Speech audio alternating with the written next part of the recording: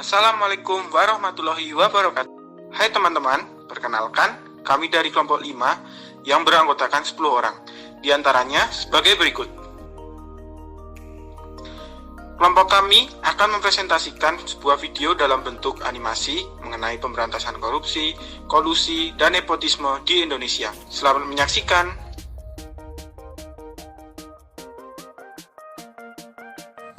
Pengertian dari korupsi, kolusi, dan nepotisme. Korupsi adalah tindakan setiap orang yang dengan tujuan menguntungkan diri sendiri atau orang lain atau suatu korporasi. Kolusi adalah pemufakatan atau kerjasama secara melawan hukum antar penyelenggara negara atau antar dan pihak lain yang merugikan warga negara.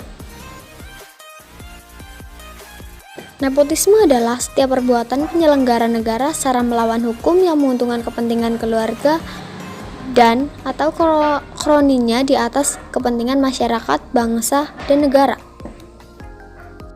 Ini adalah jumlah data kasus korupsi yang ada di Indonesia tahun 2015 sampai tahun 2019.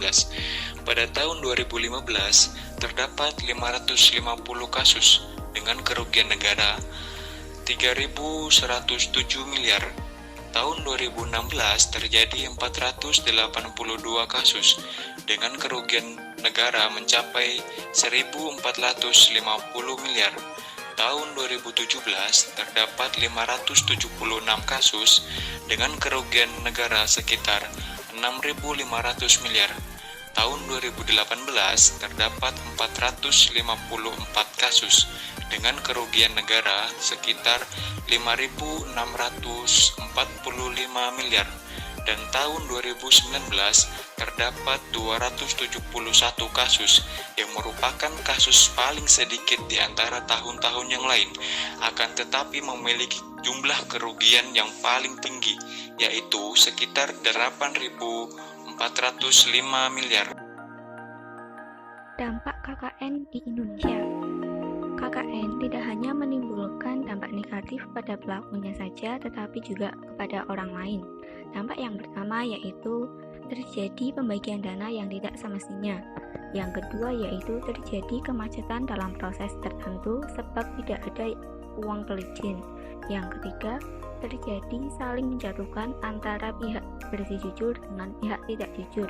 Yang keempat, mengutamakan memilih saudara, relatif, sahabat, atau lainnya untuk mengisi suatu jabatan. Strategi pemberantasan korupsi.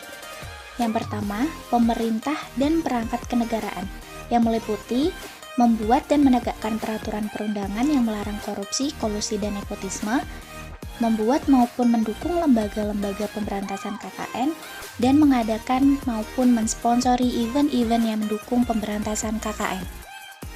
Yang kedua, guru, dosen, keluarga, dan yang lainnya mengajarkan pada generasi muda tentang seberapa besar dampak negatif KKN dengan cara menunjukkan kasus KKN di Indonesia dan akibat praktik KKN. Memberi pendidikan yang mengarah pada kesadaran diri agar sebisa mungkin selalu jujur dan adil di setiap tindakan.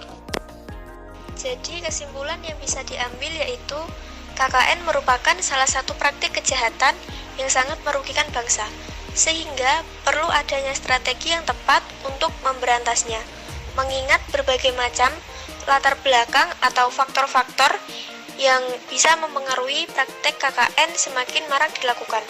Dalam pemberantasan praktik KKN di Indonesia, dibutuhkan partisipasi dari semua lapisan masyarakat, terutama pemerintah, yang mana pemerintah ini sebagai pemegang utama atau sebagai poros dalam pembangunan bangsa.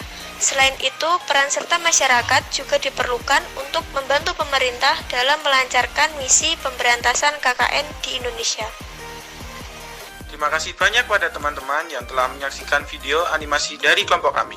Jika ada kesalahan dalam video kami mohon maaf yang sebesar-besarnya. Wassalamualaikum warahmatullahi wabarakatuh.